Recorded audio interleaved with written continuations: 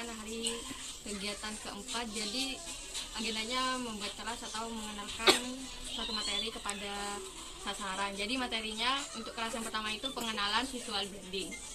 Jadi bisa saya mulai ya. Jadi visual branding itu pengaruh yang diakibatkan oleh suatu bentuk visual untuk mendiferensiasikan brand gitu. Jadi kan banyak sekali itu suatu produk yang satu produk barangnya itu sama tapi mereknya itu bermacam-macam. Nah itu yang bisa dinamakan brand gitu.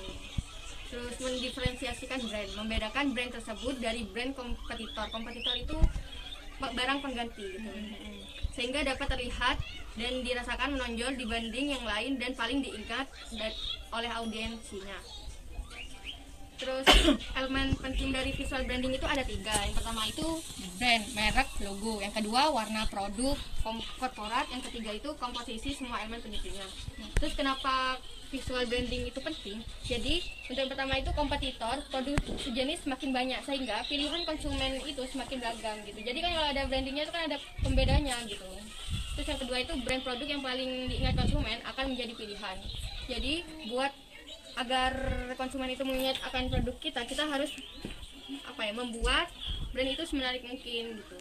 Terus yang ketiga itu ribuan merek berkeliaran menggoda mata di televisi, supermarket, di warung-warung kecil, di pinggir jalan, dan tidak semua bisa diingat oleh konsumen.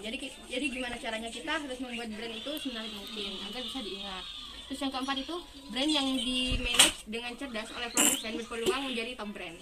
Terus yang kelima itu supply melebihi demand dari 10 produk jenis yang dilempar ke market. 7 produk akan rontok di tahun pertama. Kemudian hanya 1 atau 2 produk yang akan survive setelah 5 tahun berjalan. Terus jadi tujuan visual branding itu bukan menaikkan omset yang sporadik atau temporer untuk akhirnya merugi dalam penjualannya. Yang ketiga itu strategi visual branding. Yang pertama itu diferensiasi. Diferensiasi itu pembeda ya. Terus yang kedua itu kolaborasi, brand building. Tidak bisa semuanya dikerjakan oleh produsen. Jadi harus ada kerjasama gitu agar lebih mudah. Terus yang ketiga itu inovasi. Jadi suatu produk itu harus ada inovasinya supaya bisa berkembang dan supaya lebih maju. Terus yang keempat itu evaluasi. Evaluasi itu tingkat penerimaan target audiens atas sebuah brand harus dilacak dan diketahui. Biasanya survei yang dilakukan untuk melihat tingkat penerimaan halayak gitu. Halayak tuh bisa nerima akan produk ibu atau tidak gitu. Itu seperti evaluasi. Terus yang kelima itu manajemen brand. Brand itu tidak hidup di lembar-lembar iklan atau di suara radio. Brand itu hidup di otak dan hati konsumennya.